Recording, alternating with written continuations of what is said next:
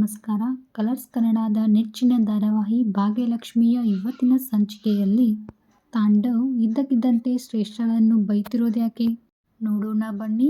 ಅದಕ್ಕಿಂತ ಮುಂಚೆ ಇನ್ನೂ ಯಾರು ನನ್ನ ಚಾನಲ್ನ ಸಬ್ಸ್ಕ್ರೈಬ್ ಆಗಿಲ್ಲ, ಮೊದಲು ಸಬ್ಸ್ಕ್ರೈಬ್ ಆಗಿ ಕೆಳಗೆ ಕಾಣೋ ಬೆಲ್ ಐಕಾನ್ನ ಪ್ರೆಸ್ ಮಾಡಿ. ಶ್ರೇಷ್ಠ ತನಗೆ ಅನುಕೂಲ ಆಗಲಿ ಅಂತ ಒಬ್ಬಳು ಕೆಲಸದವಳನ್ನ ಮನೆ ಕರೆಸಿರ್ತಾಳೆ. ಆ ಕೆಲಸದವಳು ಮಾಡಿರೋಂಥ ಎಡವಟ್ದಿಂದ ಈಗ ಶ್ರೇಷ್ಠ ತಾಂಡವ್ ಹತ್ರ ಬೈಸ್ಕೊತಿದ್ದಾಳೆ. ಆದರೂ ಶ್ರೇಷ್ಠ ತಾಂಡವ್ಗೆ ಎದುರು ಮಾತಾಡ್ತಾಳೆ. ನಾನೇನು ಅವಳನ್ನು ಬೇಕಂತ ಕರ್ಕೊಂಡು ಬಂದಿಲ್ಲ, ಮನೆಯವ್ರಿಗೆ ಉಪಯೋಗ ಆಗಲಿ ಅಂತ ಕರ್ಕೊಂಡು ಬಂದಿದ್ದೀನಿ. ಆದರೆ ಅದನ್ನು ಉಳಿಸ್ಕೊಳ್ಳೋ ಯೋಗ್ಯತೆ ಈ ಮನೆಯವ್ರಿಗಿಲ್ಲ ಅಂತ ಶ್ರೇಷ್ಠ ಅಂತಾಳೆ.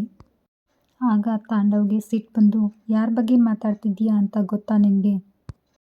ನನ್ನ ಮನೆಯವ್ರ ಬಗ್ಗೆ ಇನ್ನು ಒಂದೇ ಒಂದು ಮಾತಾಡಿದರೆ ಚೆನ್ನಾಗಿರಲ್ಲ. ಆಗ ಮನೆಯವರೆಲ್ಲ ಶಾಕ್ ಆಗಿ ತಾಂಡವ್ನೇ ನೋಡ್ತಾರೆ. ಇದೇನಿದು, ಮನೆಯವ್ರ ಬಗ್ಗೆ ಇಷ್ಟೊಳ್ಳೆ ಮಾತಾಡ್ತಿದ್ದಾನೆ ಅಂತ. ಆಗ ತಾಂಡವ್, ಯಾರ ಬಗ್ಗೆ ಮಾತಾಡ್ತಿದ್ದೀಯಾ ಅಂತ ಗೊತ್ತಾ ನಿನಗೆ? ನಿಮ್ಮ ಅತ್ತೆ ಬಗ್ಗೆ ಅಂತ ಜೋರಾಗಿ ಅಂತಾನೆ. ಎಲ್ಲರೂ ಅವನೇ ನೋಡ್ತಾರೆ. ಅಷ್ಟಕ್ಕೂ ತಾಂಡವ್ ನಿಜವಾಗ್ಲೂ ಈ ಥರ ಮಾತಾಡ್ತಾನ ಅಥವಾ ಶ್ರೇಷ್ಠನ ಸೇವ್ ಮಾಡೋದಕ್ಕೋಸ್ಕರ ಈ ಥರ ಮಾತಾಡ್ತಾನ? ನೋಡೋಣ ಮುಂದಿನ ಸಂಚಿಕೆಯಲ್ಲಿ. ಅಲ್ಲಿವರೆಗೂ ನನ್ನ ಚಾನಲ್ನ ನೋಡ್ತಾ ಇರಿ, ಹಾಗೆ ಸಬ್ಸ್ಕ್ರೈಬ್ ಮಾಡಿ. Thank you for watching.